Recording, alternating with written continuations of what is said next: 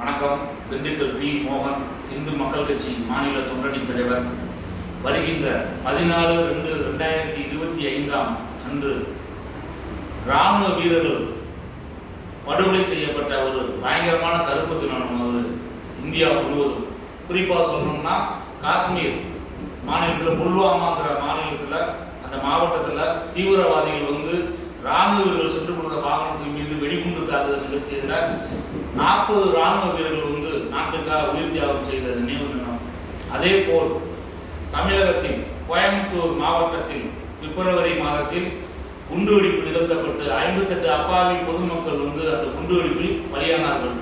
சில காவலர்களும் அதில் உண்டு.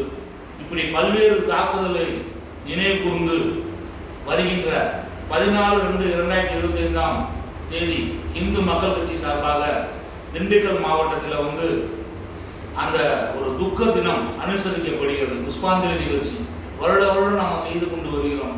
அதே போல வருகின்ற 14ஆம் தேதி திண்டுக்கல் பேருந்து நிலையத்தில் நடைபெறும் இந்த நிகழ்ச்சியில் இராணுவ வீரர்களும் தேச பக்தர்களும் அனைவரும் அதில் கலந்து கொண்டு அந்த இராணுவ வீரர்களின் ஆன்மா சாந்தி அடைய எல்லாம் வல்ல இறைவனை பிரார்த்திக்கும்படி உங்களை அன்புடன் கேட்டுக்கொள்கிறேன்.